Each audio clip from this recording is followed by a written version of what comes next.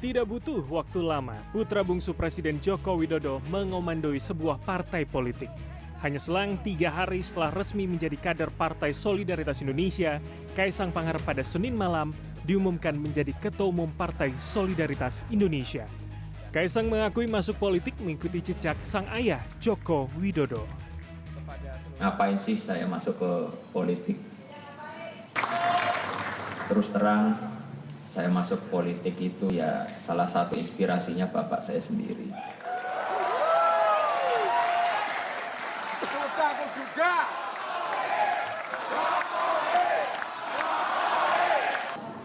Beliau ini orang yang sangat saya cintai dan saya hormati.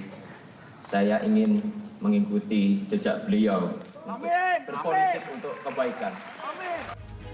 Proses kilat Kaisang menjadi Ketua Umum PSI ditanggapi politikus senior PDI Perjuangan Panda Nababan.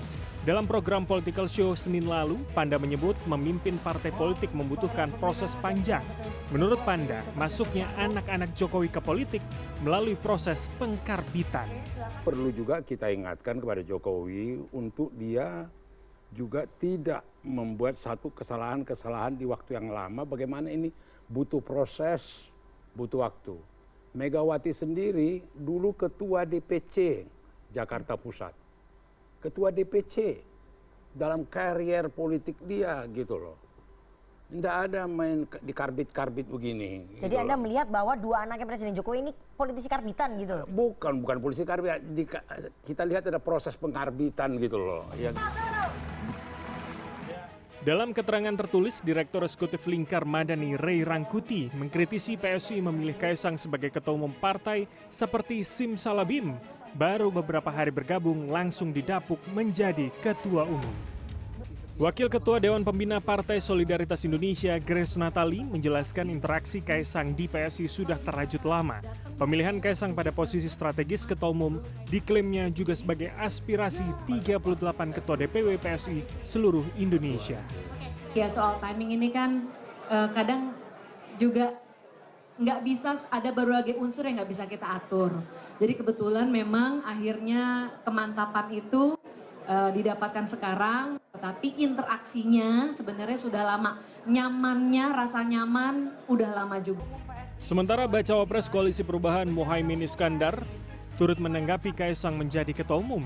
Caimin mengatakan partai-partai harus mewaspadai karena di belakang Kaisang adalah Presiden. Kehadiran ini akan merubah konstelasi tentu saja, di mana pilihan PSI menjadikan Mas Kaisang sebagai Ketua Umum ini sebagai pilihan yang berani. Tentu menjadi kewaspadaan kita semua partai-partai ini, di mana di belakang Pak Mas Kaisang adalah Presiden. Puja Kusuma. Sebelumnya Presiden Joko Widodo mengatakan bahwa masuknya Kaisang ke PSI atas pilihan anaknya sendiri. Anak-anak itu kalau sudah berkeluarga, itu sudah punya rumah sendiri, sudah punya istri, ya sudah harus mandiri dan harus tanggung jawab. Ya biasa di dalam keluarga minta doa restu. Karena saya bilang tidak pun juga tetap akan jalan. Itu anak-anak saya seperti itu kalau mau tahu. Ya. Tim Liputan CNN Indonesia. Kembali ke tempat masing-masing. Kami persilakan untuk Putra bungsu Presiden Joko Widodo, Kaisang Pangarep melesat cepat 3 hari setelah bergabung dengan Partai Solidaritas Indonesia PSI. Kaisang didapuk menjadi Ketua Umum. Tidak sedikit yang melihat, tentu ada faktor Jokowi di balik lompatan luar biasa seorang Kaisang. PSI dinilai telah berhitung cermat dan berusaha meraup sentimen positif kaum muda terhadap Presiden Jokowi melalui Kaisang. Pertanyaannya, benarkah akan semudah itu? Kita bahas bersama narasumber. Sudah hadir di sini Mas Sigit Widodo, juru bicara Partai Solidaritas Indonesia. Mas Sigit, terima kasih. Selamat malam, sudah hadir di KPT. Dan kemudian ada Bung Ray Rangkuti. Ya. Sudah lama tidak berjumpa dengan teman saya yang satu ini, Direktur Eksekutif Lingkar Madani. Bung Ray, terima kasih sudah hadir. Jadi bapak-bapak, kalau misalnya yang lain-lain hanya makan siang gitu ya dengan Kaisang, ini PSI nggak main-main. Udah langsung aja jadi ketua umum gitu ya. Jadi memanfaatkan momen dengan sebaik-baiknya. Ini eksperimen atau sudah ada perhitungannya, Mas Sigit?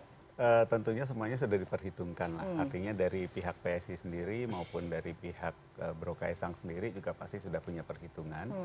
Dan ya yang jelas chemistry kita nyambung sih ya. Bro Kaisang kan gayanya juga gayanya santai, gaya anak muda gitu yang memang saya juga nggak kebayang tuh kalau Bro Kaisang masuk partai lain gitu. Kalau di kita sih santai-santai aja. Malam ini tuh kita rapat pertama nih, rapat pertama DPP dengan Bro Kaisang sebagai ketua umum dan santai aja, mengalir, tidak ada sesuatu yang apa namanya, yang kaku seperti ada orang baru masuk, kita udah kayak akrab aja, kayak udah kenal lama. Sudah nyaman itu ya, tadi sudah disampaikan senyaman itu seperti Sis ya? Grace ya, dan udah nyaman, udah sayang gitu ya. Oke, udah nyaman, udah sayang. Bung Rey udah nyaman, udah sayang. Jadi jadi udah langsung bungkus nih ya. Bungkus. Bung Rey, efek Jokowi ini nggak main-main ya, tapi ternyata yang bisa memanfaatkan PSI. Kalau menurut Anda ini eksperimen atau apa sebenarnya? Kan selama ini efek elektoral presiden itu kan memang kembali ke partai pengusung ya. Iya, kalau kita lihat secara umum. Di 2019 itu hanya sekitar 2-3 partai yang mengambil efek itu. Satu tentu Prabowo ke Gerindra, kemudian Pak Jokowi ke PDI Perjuangan gitu ya. Nah mungkin ke partai yang lain lah, misalnya, tapi sedikit. Tapi secara umum partai pengusung. Nah PDI mungkin akan tetap meraup suara dari Pak Jokowi ya. Nah ini yang menurut saya sih mau coba diambil alih oleh PSI ya, dengan sedikit menampilkan Kaisang gitu. Nah tapi saya nggak tahu seberapa besar nanti efeknya gitu. Karena menurut saya prosesnya ini relatif ditanggapi secara negatif. Kalau kita lihat proses awalnya ini gitu. Nah ini tinggal kita lihat bagaimana PSI mencoba ya menghapus proses negatif ini menjadi kekuatan kembali. Nah itu nanti terserah PDI melihatnya gitu ya. Nah jadi seberapa besar gitu. Kalau kita hitung kan PSI ini butuh 2% ya sebetulnya. Untuk lolos ke parliamentary threshold. 4%. Kalau yang sekarang? Sekarang kan mereka udah punya posisinya terakhir survei 1,89. Oke, ya, butuh 2%.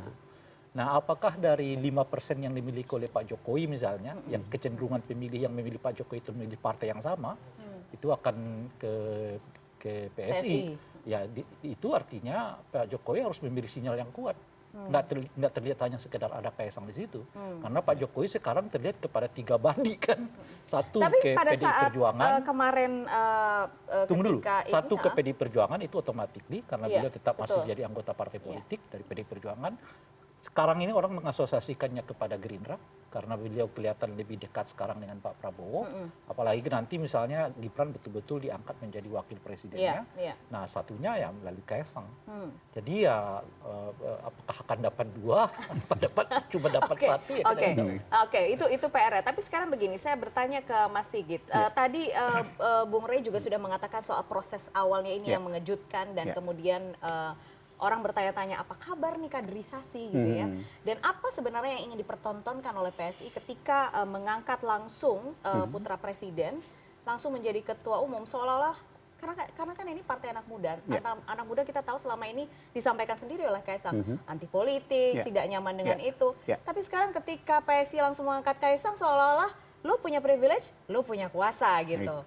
Atau gimana nih? Apa yang sedang dipertontonkan ini sebenarnya? Sebetulnya kalau kita lihat seperti yang disampaikan Sis Grace tadi ya prosesnya tidak ujuk-ujuk gitu ya.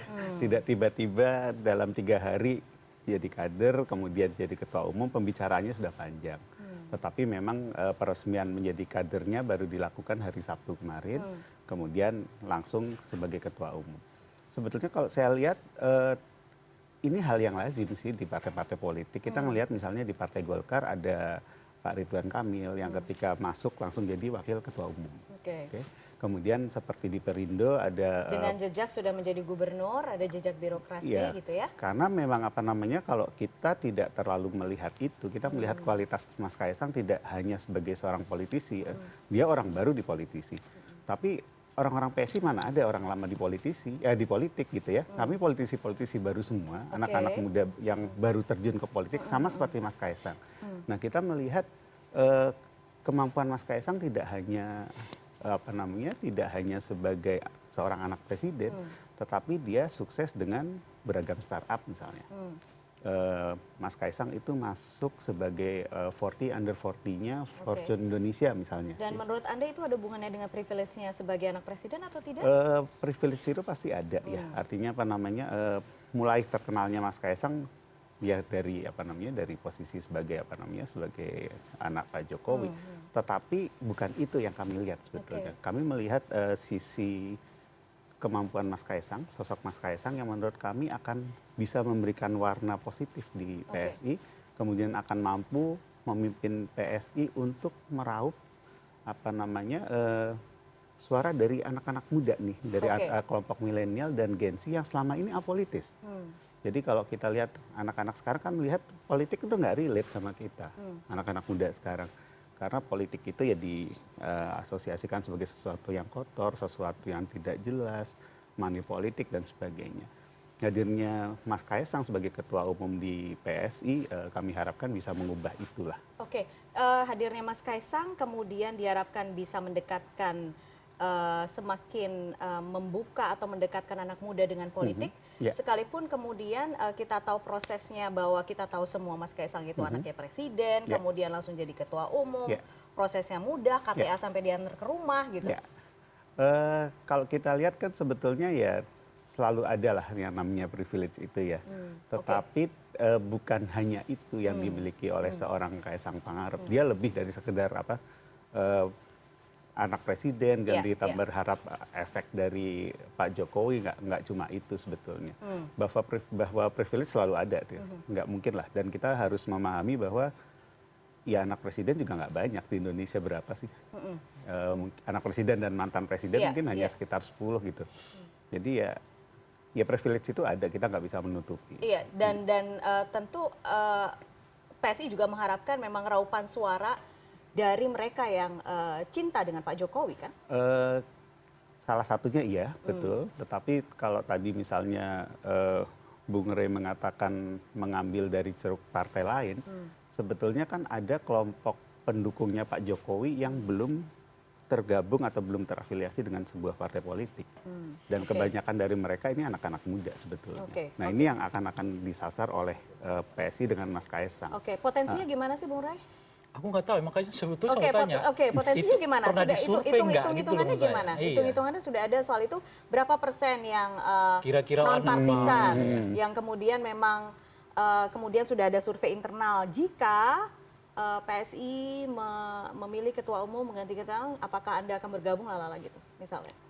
Belum ada sih ya kalau seperti itu. Tetapi kalau kita bicara berarti masih eksperimen betul ini nggak eksperimen sih. Kita berharap ada kita berharap ada ya data itu nggak ada, memang artinya kita tidak melakukan ini. Tetapi kita melihat bahwa suara Pak Jokowi itu kan pemilih tradisionalnya sekitar 55%. Dan tidak ada partai politik di Indonesia yang mencapai itu. Partai politik di Indonesia paling mencapai maksimal 20%. Artinya ada gap 35% di mana mereka sebetulnya tidak terafiliasi ke partai politik tertentu dan itu bisa disasar oleh oleh Mas Kaisang dan PSI. Tetapi sebetulnya kalau kita lihat lebih ke sosok Mas Kaisangnya sendiri yang akan kita tampilkan, akan kita jual dalam tanda kutip ketimbang Pak Jokowinya sendiri. Tapi secara realistis, Bung Rey, akan lebih mudah menjual Jokowi atau menjual Kaisang? Jelaslah menjual Pak Jokowi. Dan bukan hanya PSI yang akan kalau menjual. Misalnya mau hitung-hitungan dapat lolos 4% kan logikanya itu aja. Kan kalau kita baca pernyataan entah siapa itu yang menyebutnya Kaisang itu dipilih jadi ketua umum karena anaknya Pak Jokowi.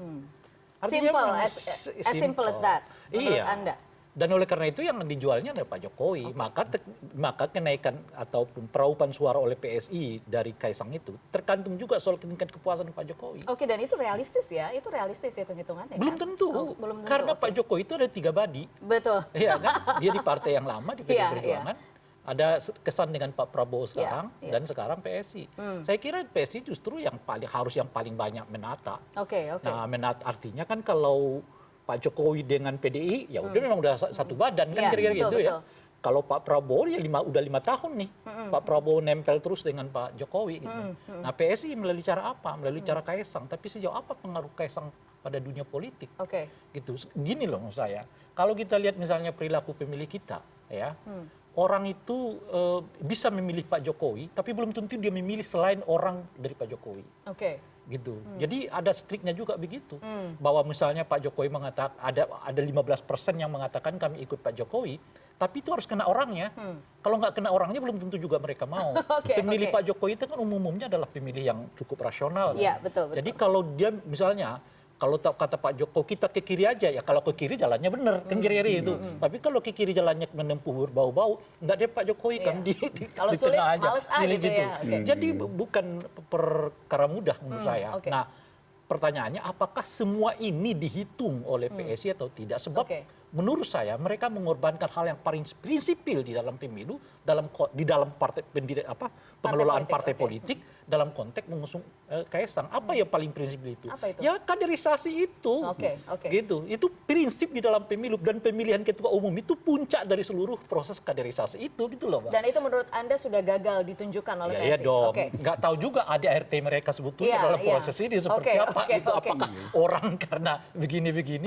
Mengapa bukan Bung Bung Sigit aja? Mengapa bukan Bung Andi? Mengapa bukan siapa gitu? Kan mereka juga orang-orang berprestasi, orang-orang hebat, orang-orang yang punya rekam, dan bahkan mereka melalui proses kaderisasi yang paling penting di dalam partai politik. Gitu. Kecuali Anda mau mengatakan bahwa yang penting bagi partai ini bukan pengetahuan dia soal visi misi, bukan gerakan dia soal visi misi, tapi klok karena gaya. Itulah cerita. Jadi pertemuannya itu karena gaya, bukan karena visi misi gitu loh. Waktu kita mau ngomong apa lagi kalau begitu? Iya betul. Waktu kita udah mau habis, tapi sekarang gini, kalau misalnya kita bicara soal momen ya, jadi politik itu kan juga soal momen. Ini 5 bulan sebelum Pilpres, kemudian sebelum Pileg, sebelum pemilu serentak. Banyak kemudian yang memprediksi juga ini akan berpengaruh suaranya ketika sudah menentukan PSI akan mendukung capres yang mana, gitu. Capres yang mana? Apakah itu juga sudah dibahas atau sudah di ini?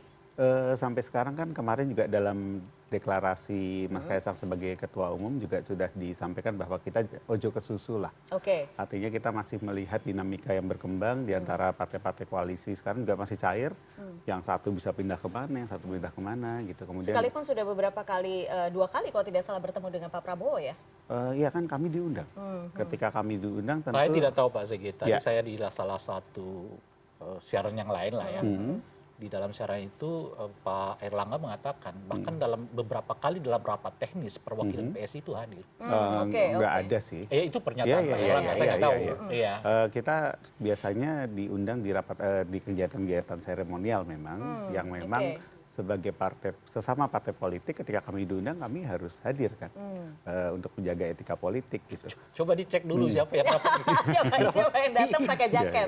Ya di rapat teknis. Rapat teknis. Ya, saya kira nggak ada itu. Teknisnya sudah pernah hadir, ya kan. Sebetulnya lebih pada nunggu kapan deklarasinya kan. Itu pernyataan Pak Erlangga sendiri, saya nggak tahu. Tapi setahu saya nggak ada sih. Nggak tahu. Coba dicek. Nah, seberapa pengaruh sebenarnya ketika sudah memberikan suara kepada kandidat capres paslon ini, potensi untuk PSI betul-betul bisa mengeruk suara? Saya tidak tahu kan kemana mereka akan pergi, karena kan PSI ini sudah terlalu lama mencitrakan dirinya sebagai partai anak muda, kan kira-kira gitu ya. Lalu kalau pilihannya bukan anak muda bagaimana? Kan itu seperti menabrakkan diri ke dinding sendiri kan kira-kira gitu ya. Jadi itu kan. Terus PSI melambangkan dirinya sebagai partai yang berani, tapi mengatakan tegak lurus dengan Pak Jokowi. Itu kan sendiri juga seringkali menurut saya idiom-idiom yang dibangun oleh PSI nggak mendapatkan realitasnya gitu. Nah itu menurut saya pada tingkat tertentu akan direkam oleh publik. Oleh karena itu kalau ditanyakan seperti yang saya sebutkan tadi itu antara dorongan dengan cara-cara publikasi ini, menurut saya itu publikasi lah ya, dengan Kaisang itu bisa sangat berbenturan dengan integritas pemilih. Nah, saya baru baca-baca beberapa hari ini Pak Sigit ya, di 2014 itu ketika pilkada di DKI Jakarta, pemilihan legislatif di DKI Jakarta, 70% orang memilih itu karena integritas. Oke. Gitu. Baik. Jadi kalau itu tidak ada di dalam sebuah partai, orang juga katakan wah salah. Oke, singkat saja merespon sedikit soal itu, pernyataan itu, soal integritas itu. Satu, sebenarnya kita nggak bisa melihat integritas hanya dari dari proses pemilihan ketua umum. Oh iya. Artinya kalau kita tidak lihat, hanya itu satu-satunya itu betul. Kalau kita lihat rekam jejak teman-teman legislator PSI selama 4 tahun terakhir setidaknya kan sudah menunjukkan integritasnya, termasuk di DKI dan daerah-daerah lain. Baik, gitu. baik. Oke, baik. Mohon maaf sekali waktunya terbatas, tapi terima kasih Mas Sigit sudah hadir, Bung Ray Rangkuti sudah hadir. Kita melihat nanti perkembangannya seperti apa, terutama juga arah politik dukungan untuk capres dan cawapres. Terima kasih banyak, Bapak-bapak sudah hadir.